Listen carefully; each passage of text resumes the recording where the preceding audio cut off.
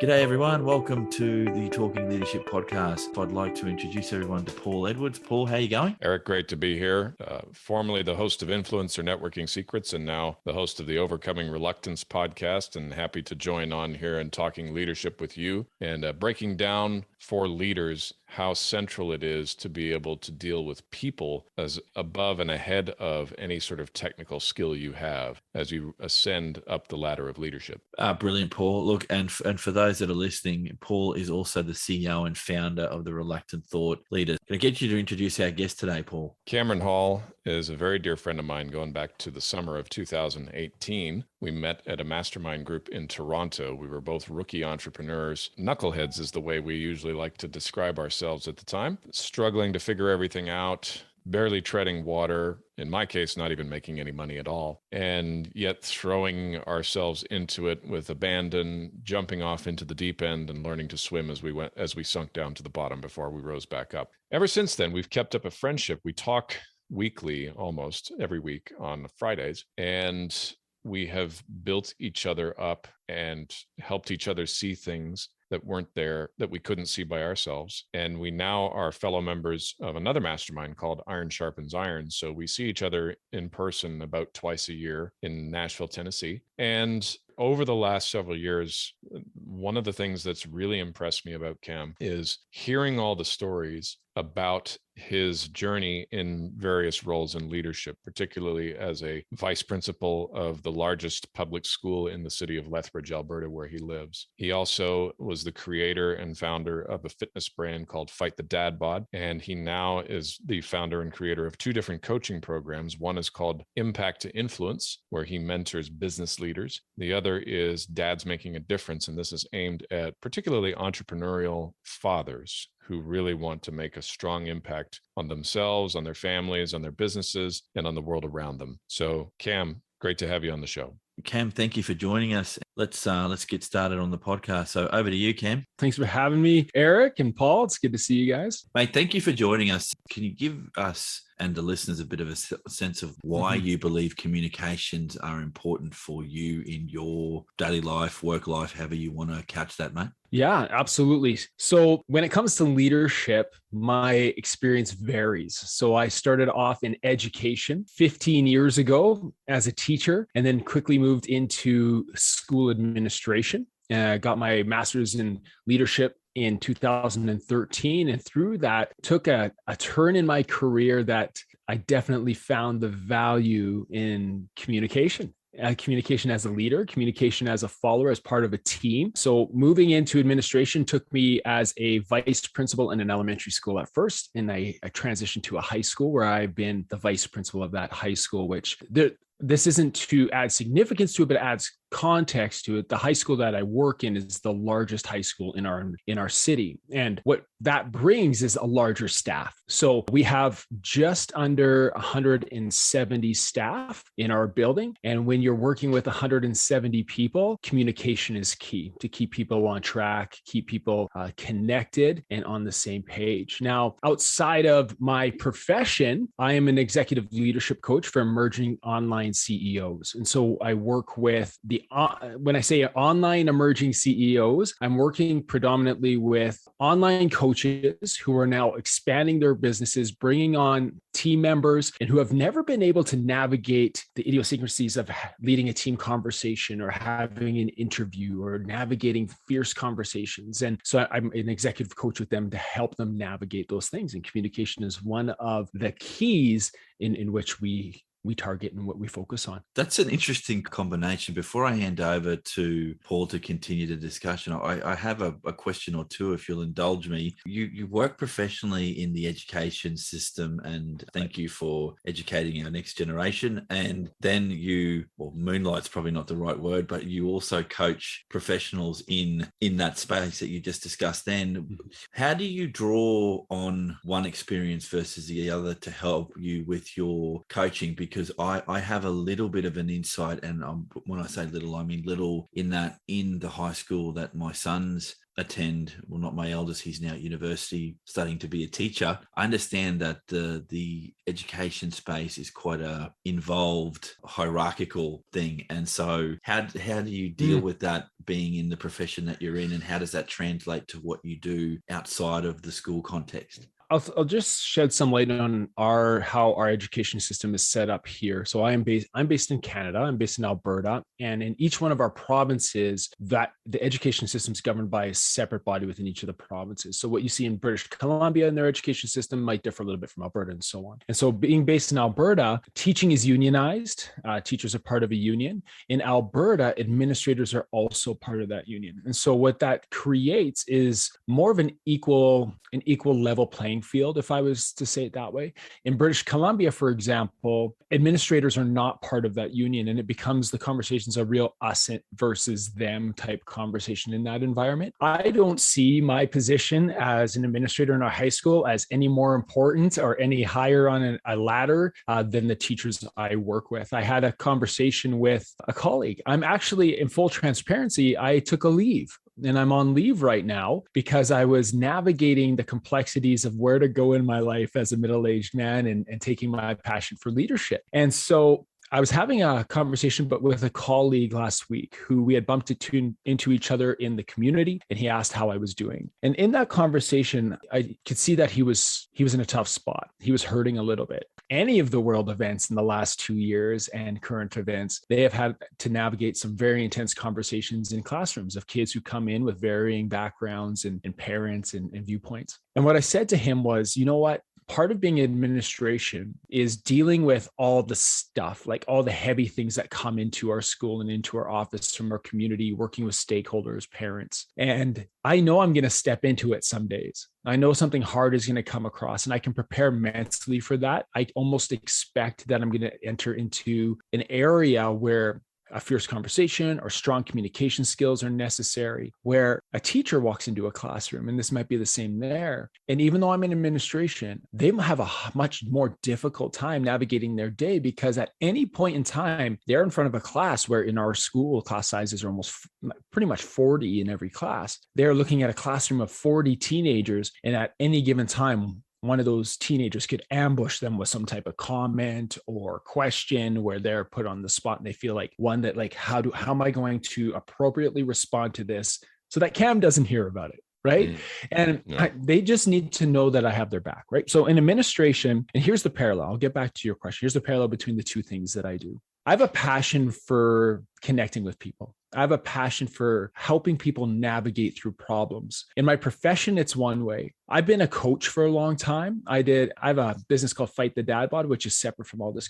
It's a nutrition coaching business. I was passionate about it as a young dad, and I started that off. And I found that I thrive in building relationships. I thrive in having open conversations and getting to know people. And through that, I was like, you know what? I could take this passion I have and this background in leadership and communication development and take it into what I've seen in my own experience, helping online coaches and other executives strengthen this area. Because communication, it doesn't matter where you are, right? Communication is that it's essential for developing and nurturing relationships. And when you enter into any situation with another person and you keep that as the center of focus, that I need to build an effective relationship and identify comfort versus discomfort in this time. There's a lot of parallels no matter where you're interacting. Skills that I use in the school are skills I use with my coaching clients, or skills that I use in the airport when I'm dealing with maybe there's somebody in line in front of me who's having a tough day and they're letting the person behind the counter know. I feel more than comfortable entering into a conversation with that person to kind of help that situation more or less. Paul, over to you, mate. Yeah, I was thinking there, one of my favorite scenes that I think it really exemplifies what you have to have in today's environment in situations like what Cam's describing there, comes from, oddly enough, from a James Bond movie. And there's this scene in the movie Casino Royale, the first Daniel Craig one, where, he's broken into M's apartment and she comes in and she's livid with him because he's caused this international kerfuffle. But I invite anybody listening to look this up on YouTube. You can find it anywhere, because she throws the book at him, right? She's ready to cut him and fire him as his first assignment as a 00 agent and all that. And you watch the difference, the word count between her and Bond, right? He says almost nothing, but he's not ignoring her or trifling with her. He's taking her seriously, right? He's making eye contact. He does speak, but he doesn't speak much, right? And he's mostly listening to what she's saying and letting her get it off her chest. And I immediately flashed back to that scene, Cam, as you were talking, because I was thinking, if I were in that situation, now I'm, when it comes to my opinions, if I'm not careful, I can be a pretty volatile person myself. And so I really have to, this has become like priority number one, is to just not talk as much as I used to, in just about any situation. Let people get what's on their chest out. And very often the mere sense that they have somebody is actually listening to what I'm saying and not interrupting me and not second guessing me and not cutting me off and not prescribing, fixes that are not equal to the task, right? But they're just listening. It's some of the greatest therapy that you can provide as a communicator and as a leader. For what that's worth, that's where that took me. You just brought up a couple of really important points about conversation. First, when you're giving the analogy from the movie, think about the observation, like what's happening in that scene. Whether we enter into a conversation with a colleague, with a friend, a family member, we need to observe what's going on first. Like how is this person reacting? What are they showing me? What does their body language say? What are the antecedent events that led to this? What am I aware of? What don't I know? And we start to ask ourselves these conversations as this interaction is beginning to take place. Paul and I have had this conversation before. And,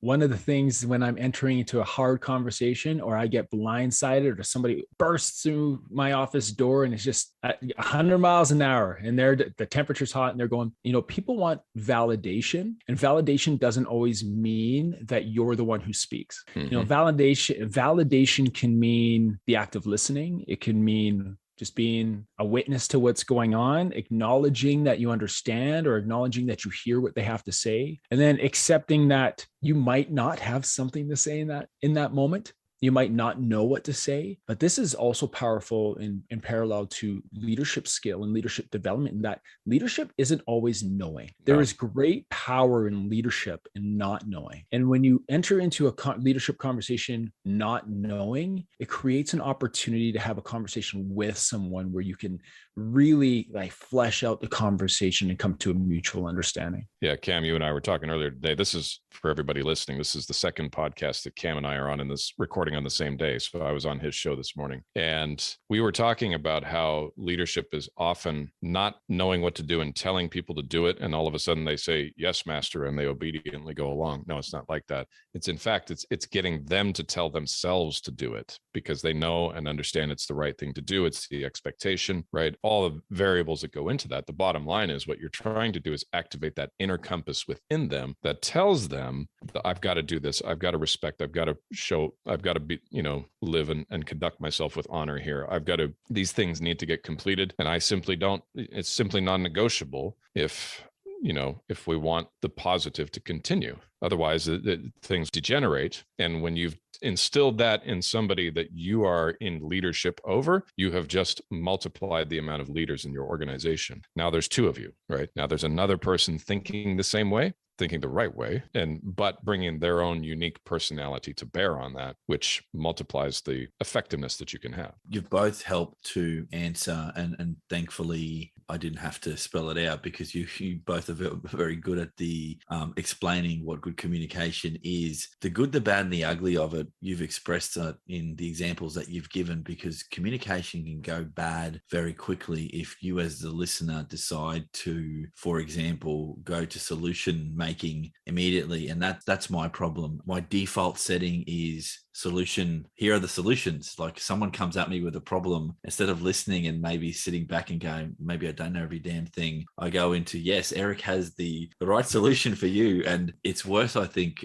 what I think about this with my wife, when she has an issue, she just wants me to listen, but I go into, here's the solutions, because in some ways when you do that, and I've only realized this as I've gotten on in some years, that going to a solution means you haven't really listened to the problem. You just want to get this out of the way so that you can do something else. And that, I think people pick up on that very quickly. And in defense of those of us, particularly blokes, that go to solution focus, I don't think it's done with bad intent. I think that's the easiest thing to do, because then you don't have to think about what is the deep dive into the problem that I'm being presented. And that I think is a poison when it comes to communication. Now, I've used a personal home-based example, but I think it translates, and this is to both of you, I guess, for a comment. In the world of work, is that a key problem that affects good communication? Is people just want to get to solutions to just get the day out of the way? Does that ring true for both of you? I might start with Cam first. It does ring true. I think that happens often. I've had many conversations where a colleague or a coach that I'm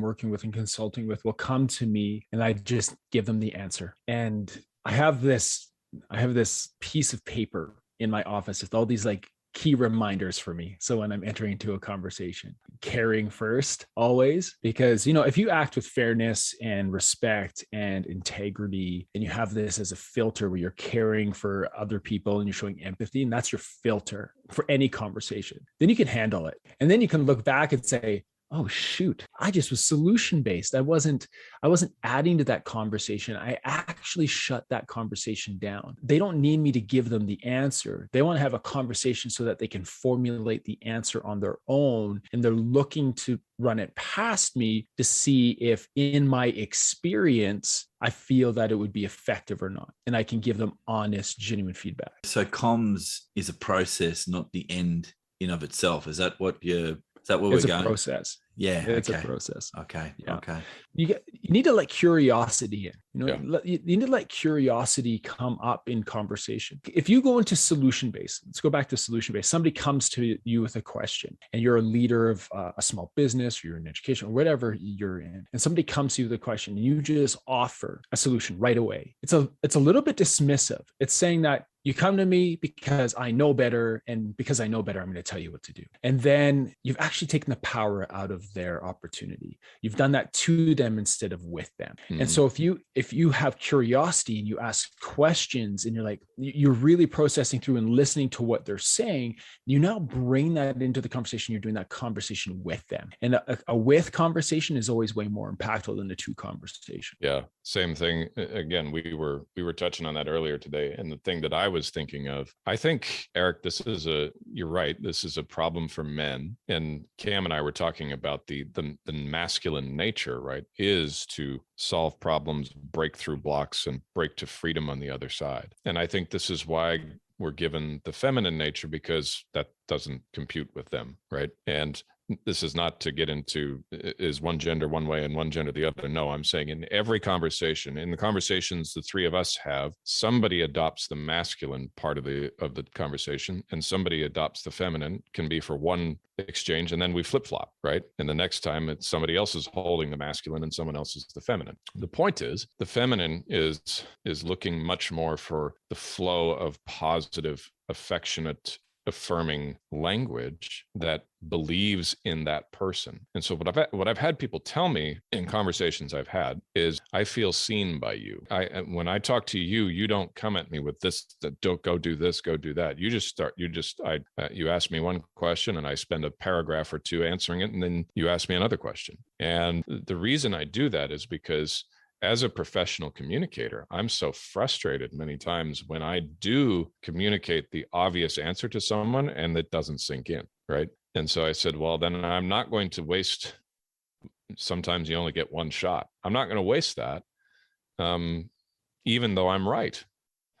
I'm going to play with being wrong, or if I know the answer. And as you pointed out, many times I don't really know the answer. I think I do, but that doesn't mean I do. That doesn't mean that's actually what is required here in contact. You approach any form of communication, particularly when you're a leader, is about if you're only going to take a solutions focused approach, you will miss out on the context of the particular conversation. And if your subordinates don't feel heard or validated, as Cam, you use that word, and I like that as a way to express this, is if I don't think my boss gives a crap about about what I'm doing or how I'm feeling, then it can be potentially poison for the working relationship. And if you magnify that, Cam, you use an example, you've got 170 people that report to you. If you poison that well, then it makes your job extremely difficult to do, irrespective of any good that you might do after the fact. And I understand as well that the human difficulty of managing a team that big, there are going to be some limits to what you can do because you don't have the time in the day to talk to everyone in a deep dive way every day because you've got to get your work done. So I get that. And this segues into the other area we'd like to talk to you about, Cam, is communication fundamentally a critical leadership skill in your view?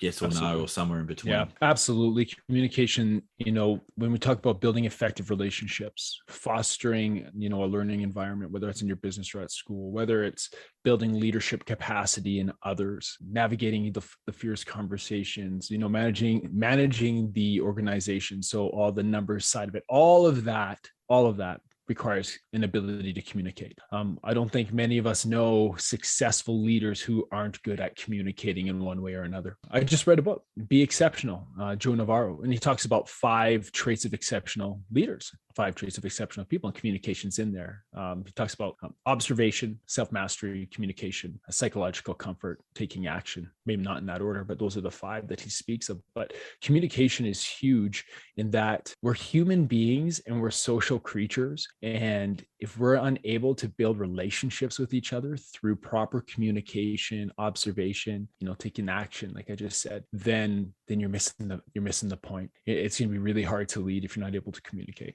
The longer I do leadership and the longer I'm around leaders, that your technical skill competence obviously is important. It would be terrible for me to ask a client to sign on with me as a ghostwriting agency if I didn't know how to use spell check and get basic grammar and spelling right. That would be a seriously poor offer for which I would take money if I were to do it. So it's not that competence isn't important, and it's not that you don't need to be able to speak authoritatively about whatever technical thing you're working on, whether it's teaching or writing or building a building or laying pipe or pouring concrete. I don't care, right? You have to know how to do it. But when you get right down to it, an awful lot of tasks are duplicatable to varying degrees. Some of them are 100% duplicatable. If it's engineering or matter related, it can often be done 1,000 times a day. But dealing with a human being is not like that because no 2 human beings are exactly alike.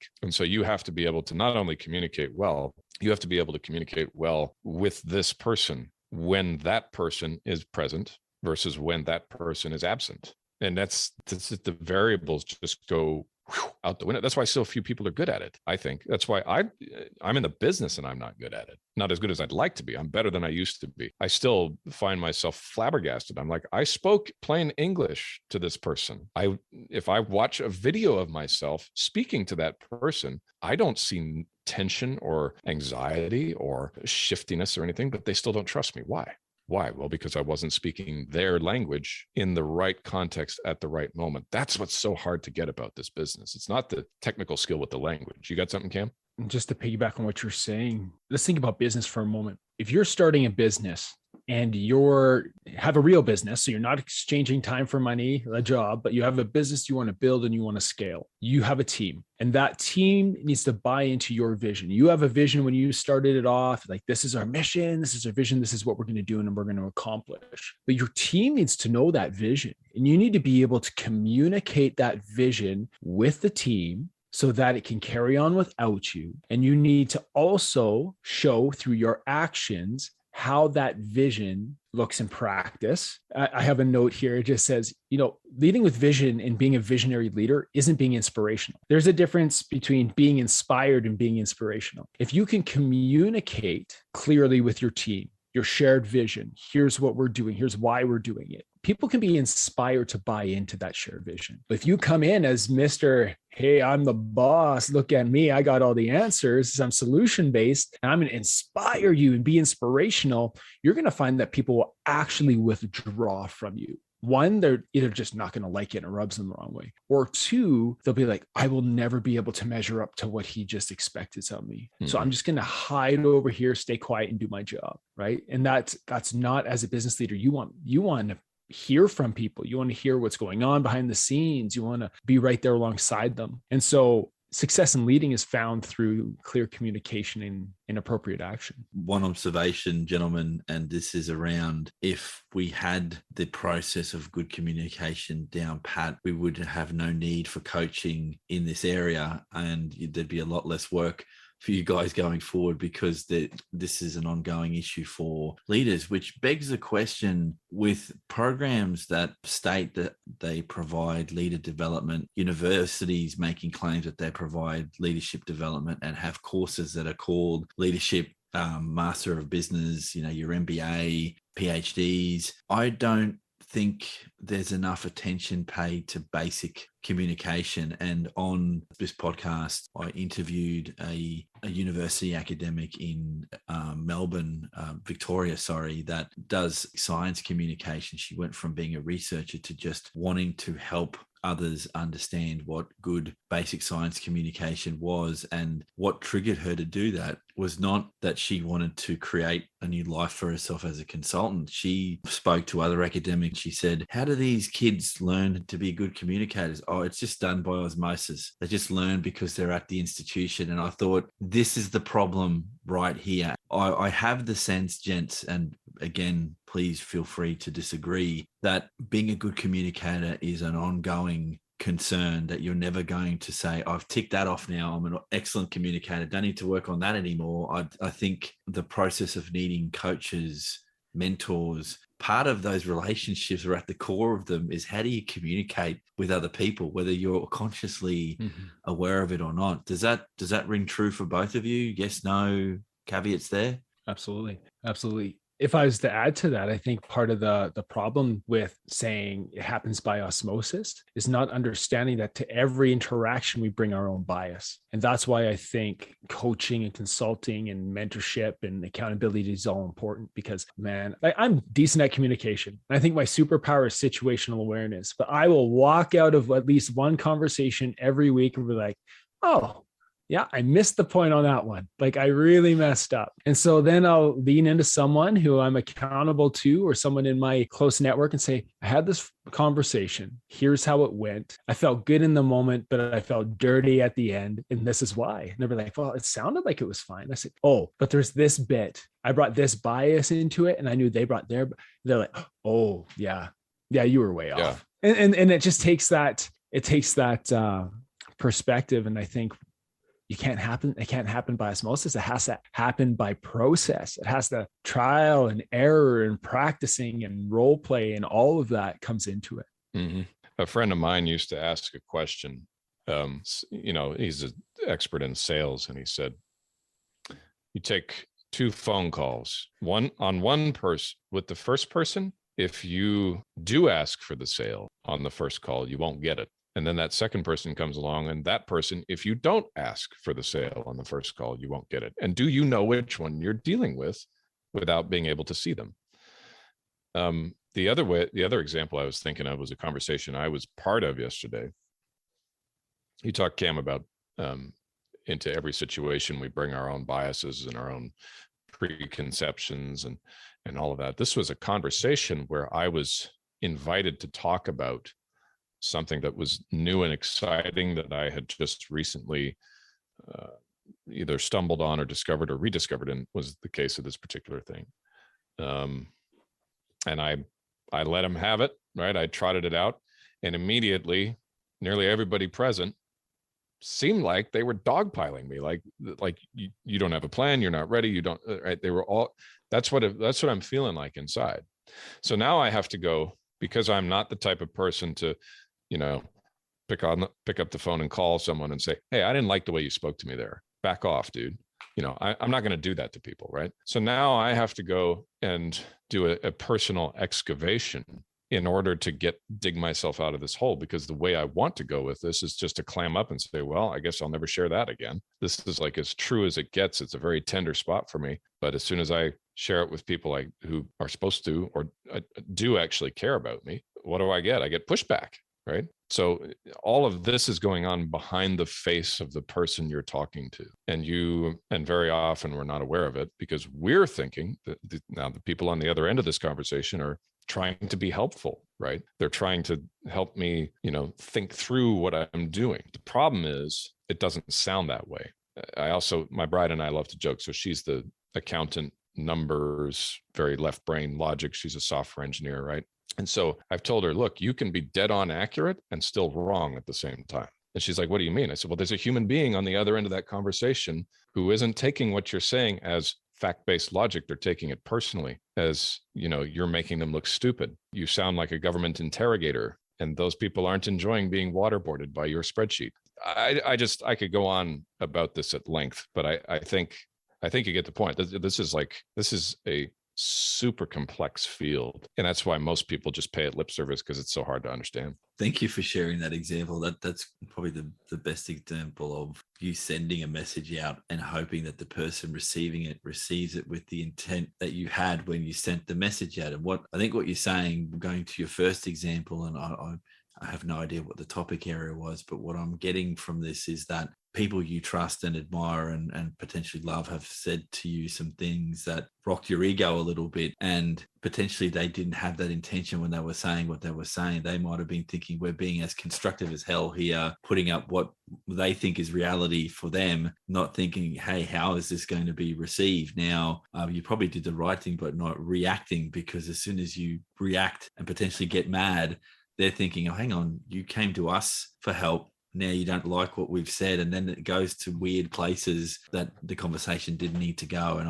I only bring this up, and I've seen this happen amongst friends. I've seen it happen in families. I've had it happen to me in a workplace context where once those lines of communication get blurred, or you start to attribute malevolence to the communication that's coming the other way, and you know what I mean by that, not bad intent, that it's really not there. It's about, in some ways, and I'll use this example on me, how precious is your ego to take feedback? Because I'm a big believer and advocate for give it to me, warts and all. But in saying that, I have to understand that I'm going to get some feedback that I don't like. And when I don't like that feedback, the last thing I need to do is to go to the defensive posture and go, what the hell do you know? You start defending yourself in ways that just sound silly once you start thinking about it. And so brilliant examples. And I guess if to just close off this idea of communication being a fundamental leadership skill, I really hadn't given this, and this is to my lasting shame, until I had the conversation with you, Paul. I didn't give this a lot of thought about why it's so important to be a good communicator, or at least check your practice. Now, Cam mentioned you need someone to keep you accountable, and that sense of accountability when you're doing what it is that you do, if you don't have a mentor or you don't have a peer network, is kind of important, because if you're going to get better at the art of being a leader, you need feedback. And what I'm finding in conversations with gentlemen like yourselves and the other conversations that I've had in the podcast leading to this, is my thinking now is the most effective leaders I think that are getting around wherever you are on the planet are introspective practitioners that want to take feedback and want to look at being reflective about what it is that they do. I think they're the best, but they're a rarity, because to be able to do that well, I think, is you have to be able to take a couple of hits to the ego. Okay, yeah, I did stuff that up, but this is how I'm going to get better. And I don't think too many people do that as a natural part of being a good leader. I think you need to have someone there who doesn't have skin in the game. And by that, I mean, they're not connected to your business. They're not connected to the thing that you're working on, to give you fearless and frank information. That line comes from our public service here, that public servants give fearless and frank information. If you want to get that off people, you have to be prepared to hear some things that you don't necessarily like. This has been great. Now, the next topic area, Cam and Paul, I'd love to get your views on this, is roadblocks to better communication. So Cam, if you had a hit list, I don't know if it's 3 or 5 or 10 things, but what do you see are those things that stop or impede better communication? Emotion, the primacy of emotion. Like, you let your emotions take over. That could be a huge barrier in communication. Another is it's tied into emotion is an existing relationship that you might not have a healthy relationship in. So I'll circle back to what I said at the beginning, like building, I didn't say building strong, like happy go lucky, everything's great relationships. I said building effective relationships. You can still have a relationship with someone that maybe you don't really see eye to eye to, that maybe you often get into heated conversation. You still have a relationship with them, but you can't let your emotions be the filter. We want to look through that empathy filter first. So if I was to say there's a biggest roadblock in communication, it's emotion, it's existing relationships that we haven't paid enough time to and put enough time into. And then if we circle back to our conversation with the solution based, like not entering a conversation as a listener, but as knowing it all, like feeling that people are coming to you every single time because they want an answer. Erica, like what you just said, you just shared a little bit and something popped into my head there. And it was like, you have to be ready to take feedback, whether it's easy to hear or not. I think strong leaders commit to growth. And when you commit to growth, you have to take ownership over that. And so if you're not willing to take ownership over your role in a conversation, that could also be a large barrier. Yeah, a lot of very similar things occurred to me as you were pointing that out, Eric.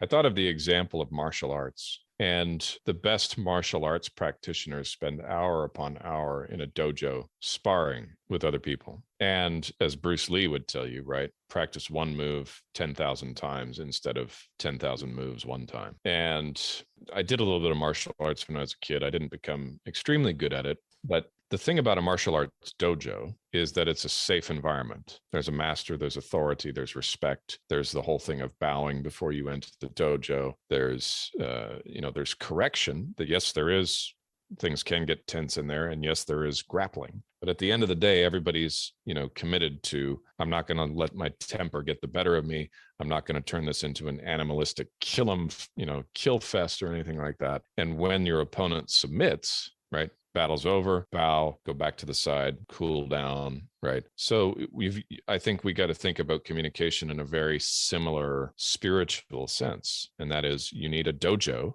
the kind you're describing, where there's a bunch of people. And this is what Cam and I are both a part of. We have a dojo where we go and we take our ideas and our thoughts and our feelings in many cases, but it's a trusted environment. So even though it can get rough and tumble in there, in the sense that these other men will get up and say, hey, this isn't right, or you're thinking about this totally the wrong way, or you haven't even done your diligence on this, you haven't done your homework, right? We come across that, it stings a little bit. Like I got blindsided by it yesterday. But it's not like a crippling injury that we can't recover from, because we know that we're operating in a controlled and loving environment. And so what I think is hugely advantageous in this or any, good peer group of like-minded people that you become a part of is you just get, like, one of the things I learned to do very early was I'm not going to show up before these guys and just throw out an idea without a plan to show them how I'm going to do it. Because the first thing they're going to ask is, well, how are you going to do this? And what's this going to look like? And what are you going to do when you get to this point? And what's your backup plan? If I can't answer any of those questions, I'm going to just stand there looking like an idiot. So I became a better sparring partner because I forced myself to make the plan. Now,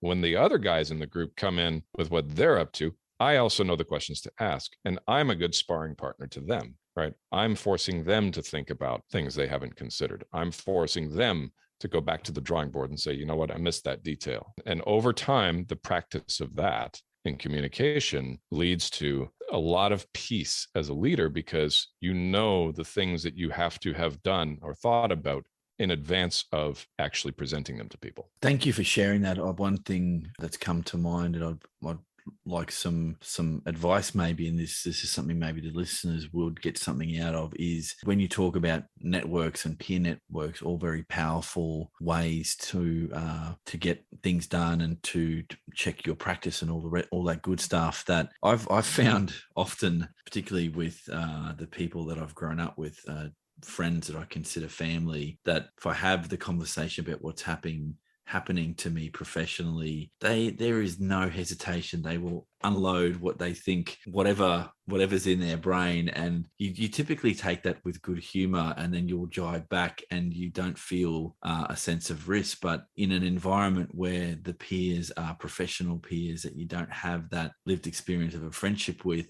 I take that and approach that in a very different way. And so is that fear a natural fear of opening yourself up too much, or is it that with people you've grown up with, particularly family and close friends, that the knowledge that you know them, you know their intent, is what allows you to happily put stuff out there and get that feedback and the jibing versus in a professional context? And is there some benefit to being in a peer network and just exposing your, well, it's not weakness, it's sort of your what's the word I'm looking for here? Your vulnerability in a professional way to say, hey, there's some stuff I don't know. I really need some help here because Paul, to the best of my ability, I often am not good at drawing up plans. So I would probably go in without that plan and hope I get something good out of it, knowing that there's going to be some issues with some people about, hey, you don't seem prepared. But the only level of preparedness I've got is that I've got a concern or an idea. I need help with that.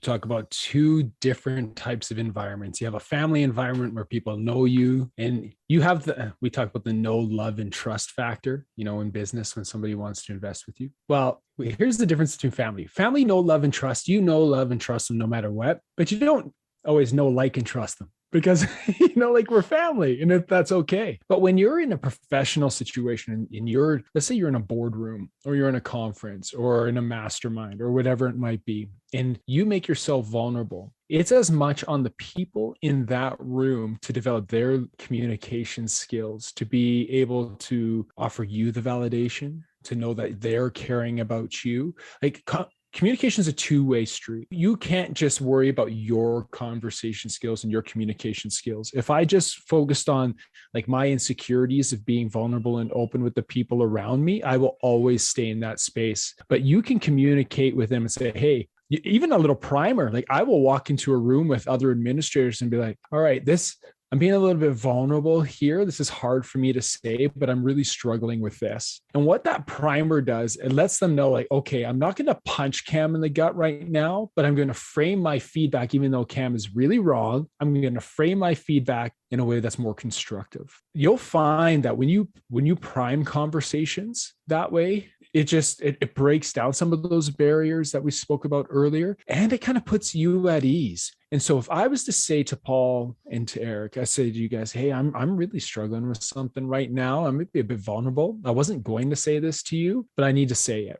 This is going on, or I have this idea, and both of you are like, he's way out to lunch. Like, this is a bad idea. But I said that. Even you could come back at me and say, like, well, I got this too. In my meeting yesterday, Paul, I got lit up a little bit in my hot seat, but I was ready to, I said I was vulnerable. I said I was willing to put it out there, and I opened the door for them to give me honest feedback. And I can't walk away from that conversation taking anything personally. It will burn for a bit. I was ticked last night. After I got off my hot seat with my group of guys, I was fired up. But today I'm like, they were right, because emotion rules so much. Yeah, Eric, I don't know if that answered your question, but yeah. Yeah, one other thing I'm going to add to that of the difference between family and professional peer setting. And that is, when you're in that dojo, if you're a white belt beginner and you face another white belt beginner, or especially if you move a few steps up and then you face a white belt beginner, competing at that level gets easier and easier and easier and easier the higher you go. But if you're a white belt beginner and you face a black belt, it's going to look like he's not even trying. But you are going to learn some things. You're going to learn, first of all, I have no idea what I'm doing, so I have to work harder. I learned this, oddly enough, from the first time I really made a conscious effort. I used to be quite fond of the sport of racquetball, and I deliberately sought out the advanced players in the club I was going to and say, "Can I play against you?" And they'd say, "Sure, I could use the target practice," right? And they beat me up. But a few of them had a teacher's coaching kind of heart enough. And they started showing me, look, you're not using your body in the shot. You're just trying to crack a bullwhip with your arm. That doesn't work in racquetball. You got to use your body to make that shot. I was like, okay, I'll try it their way. And then I started to get better shots. And then they said, now you're running around the court too much. You need to be moving to the center of the court and making your opponent chase the ball. I said, how do I do that? I said, well, you got to make sure that you make that shot go where you want it to go. And I'm like, that ball has a mind of its own. They're like, no, it doesn't. We control how that ball goes. Every time we hit it. Watch, I'll make you run around this court. And he did. But over time, I started to see, oh, I see. There are places I know I can hit that ball where I know it'll land in the back of the court in the corner, which is where I want to make my opponent go so that I move to the center of it. Now I control the game.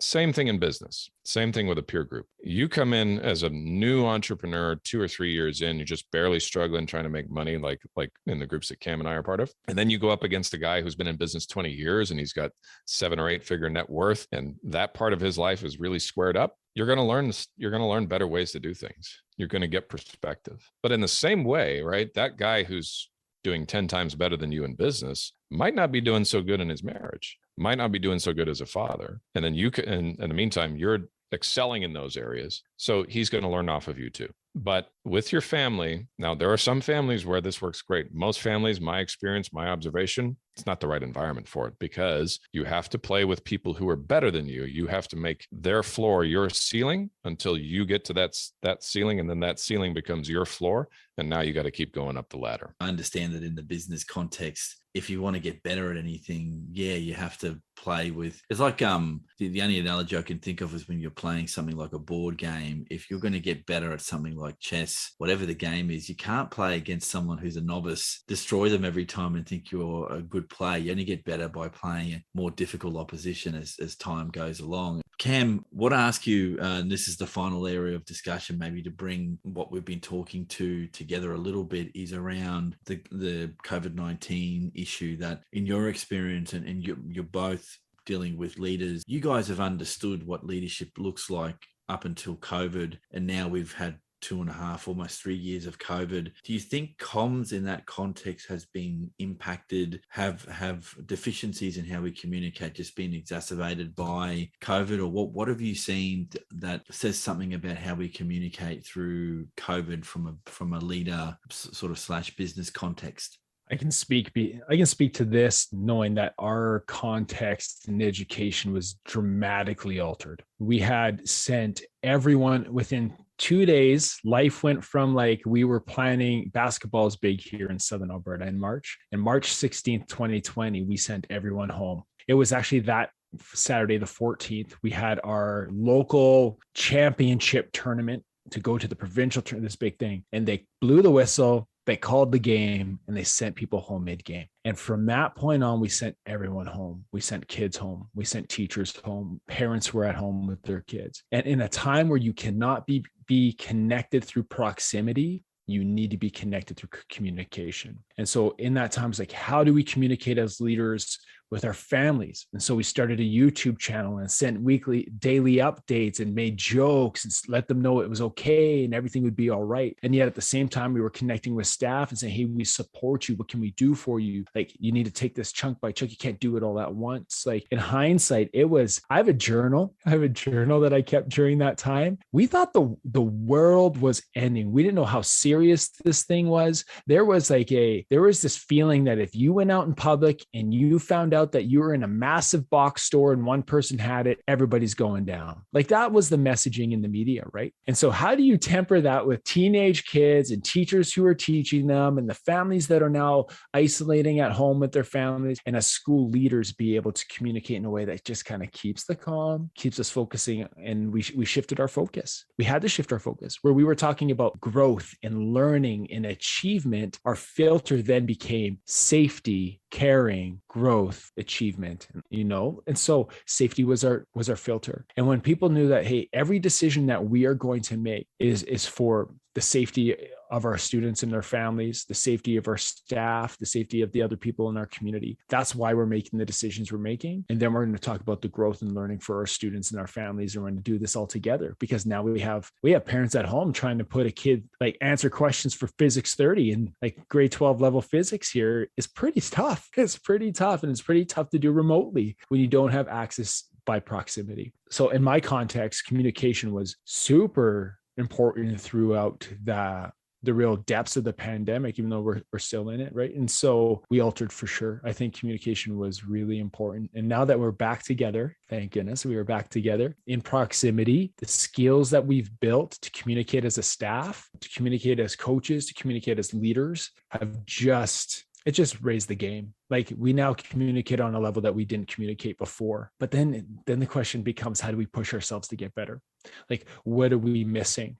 Where did we hit the mark? Where did we miss the mark? Then what do I have to improve on today? And so that's our filter now as leaders. Yeah. And for me, it took a different tack. I was working online from home before everything shut down in early 2020. So I was pretty used to things like that, to being in that kind of a work environment already, had been in it for a couple of years. I liked that the world was finally coming online via Zoom, and people who would have previously scoffed at the idea of having a virtual meeting and insisted I come into their office, particularly anything to do with taxes, were now willing to have a digital meeting, which would save me time. But I think probably one of the most important lessons that I took from that, one of the things that improved for me the most personally, was that I became a lot more discerning about who I was going to give my energy to. And this is quite a bit beneath the surface of a good communicator, but I do think it's going to influence you when you're trying to communicate, because if you are taking in boatload after boatload of toxicity and drama and crisis and all of this stuff day after day after day, because you know everybody's checking the headlines and watching the TV, listening to whatever wherever they're getting their information from. I just took a look at that and said, you know what?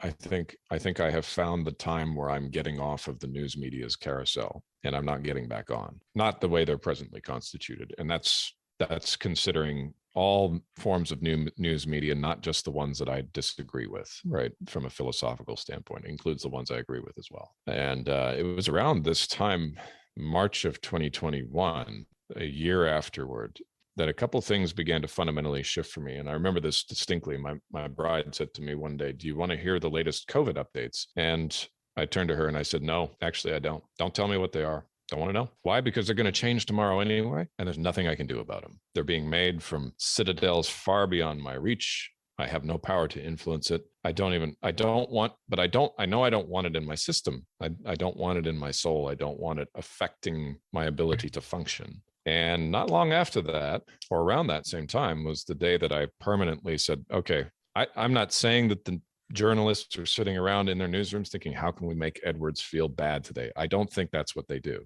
right? What I do think they do is a cumulative body of work that feels very much like gaslighting from a narcissist, right? It is a continual assault on your soul over and over and over again. Panic, panic, panic. Outrage. Can you believe what so-and-so said about so-and-so, about what they said? And I feel like I'm in middle school, right? And I said, I'm not taking this abuse. I don't have to watch this. I don't have to listen to it. I don't have to read it. I don't have to let it in my life. If it's that important, it'll find its way to me. And believe it or not, that has been part and parcel, because I have sat out the entire last year of the news. I have no idea what's going on anywhere in the world, and life is just as good as it was. In fact, it's better, because I don't know, because there's nothing I can do about it. Just a thought, maybe a bit more philosophical than practical, hands-on, but consider tuning them out is my advice. Unless you're by your profession, you can't avoid it. You have to know what's going on. So I was going to use the word paranoid there, Mr. Edwards. No one's trying to make you feel that way, but it's interesting the way that you couch that, because it hasn't impacted my family yet. Thankfully, we've had the flu and we've been ill, like people get through the year. People get sick, kids get sick, you get sick, but none of us have had COVID. And I did what you suggested, maybe not to the same degree. I still watched the media feeds that were of interest to me because I have to understand the political landscape for the job that I do full time. So that's where my focus was. But anything COVID I put to the side because I have a tendency to catastrophize if I'm not careful with myself. And so COVID is the great enabler for that. So I left it to one side, but my wife was very much sucked into watching the TV every day and tracking the numbers. And our media in Australia are very much concentrated on Australia, obviously, but the feed of American TV coming in here and the numbers, and then comparing that to Europe and other places. And what about the third world? And what about can't get enough vaccines done? Like, you could easily curl up in a corner and be panicked listening to that stuff, thinking the world is coming to an end if you didn't know any better. And yeah, I have to say, I agree with everything that you both said. I don't believe they're after Perez in any one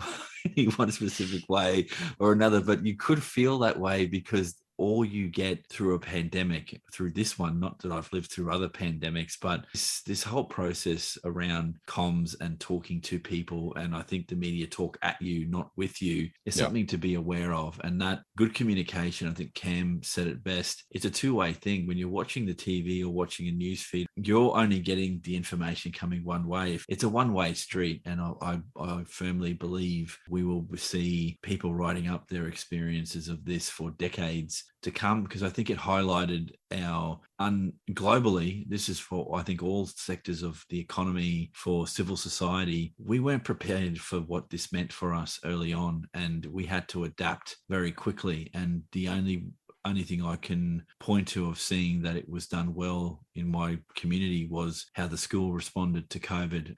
I just want to touch on the importance of communication with everything that went on.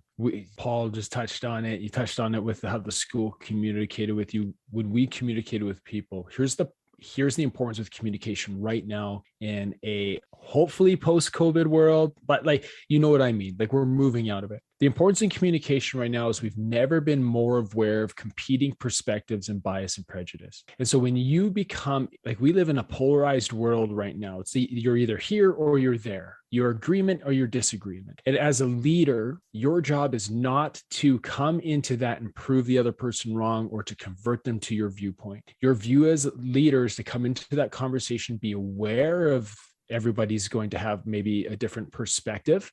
They might have a different bias. You have one, but to know that the purpose of that communication is to get you on the same page. We didn't reframe our messaging to safety first, then growth and learning, because we wanted people to say, hey, look what we're doing. But we knew that when you made the lens safety, everybody could be in agreement. Everyone wanted their families safe. Everyone wanted their kids to be safe. Whether they agreed with what was going on, they thought it was fake, whatever, it doesn't matter. When you say, we don't know what's going on, but what we know is that our intention is to keep you safe, and this is why we're making these decisions, it made communication so much easier. We didn't take a side. There's 170 people on staff. There's a lot of competing viewpoints, but when you say we are here to keep you safe, that's hard to disagree with. And then you can get into conversations. But when you, in a post-COVID world right now, I think one thing that I've learned as a leader is that every conversation, I can choose how I process it. I can choose what I digest and what I say, nope, that's not for me. And then I need to be aware that the other person can do the same. I was going to add something to that. I think the crappiest job to have had at the height of this in the school community would have been our principal, because she would have to wear the emotional impact of kids getting sick, staff getting sick, and I'm sure she had very little or very few people to reach out to amongst her professional cohort, because she has to be seen as and this is my perspective, I'm not saying she said this, I think school principal has to be the fearless leader going out and directing where this is all going. So I often wonder, where do principals go to download all of their issues? I'm sure they've got their own peer networks, but it's often I ask things like, when a doctor's sick, who does a doctor go and see? Because you're not going to self-diagnose. So it's being able to reach out at times like this is important. I think I've seen that from a positive perspective, because you both have alluded to both positive and negatives. I think from a positive perspective, people have been in some way very happy to work in new and different ways, and others others have been sort of dragged kicking and screaming. But I think the value of different ways of working and communicating has now come to the fore in ways that it wasn't there before. So much so that I think the world of work has changed how we recruit people. If you see ads for jobs now, and I've got some friends that are actively looking for work, they say, hey, Eric, what do you think of this? Should I go for this? And you read the ad and it'll have somewhere in there hybrid work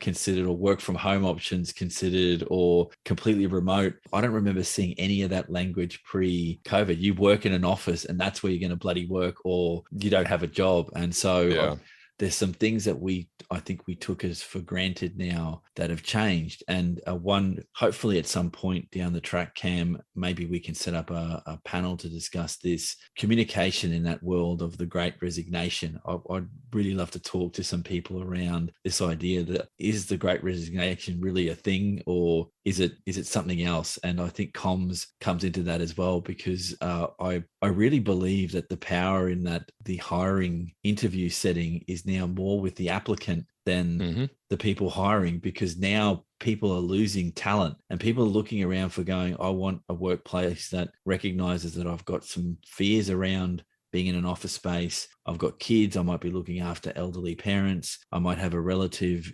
potentially immunocompromised. These are things that employers now have to deal with in a way that they didn't have to deal with before. So we're entering into a very strange and different looking world of work. Not completely, again, not to catastrophize, but the landscape has got a little bit different, I would suggest. Gentlemen, this has been an amazing conversation. Cameron, thank you for your time. Absolutely. Thanks for having me. So we've been listening to Cameron Hall, and one of my takeaways, Paul, around this discussion, particularly about what makes for more effective communication, is two things. I'll break this up into two elements. One is being present, but two, it's stopping yourself from just talking for the sake of talking and really listening to what the person has said to you. And if you've got a potentially heated discussion coming, you can take away a lot of the fire from the discussion by just shutting your mouth and listening to what the person has to say. What were your thoughts on that? As our listeners may have noticed there, Eric, I did not interrupt or even say a word while you were getting your thoughts off your chest. And that frankly takes a lot of practice. For the average person is used to interrupting to say,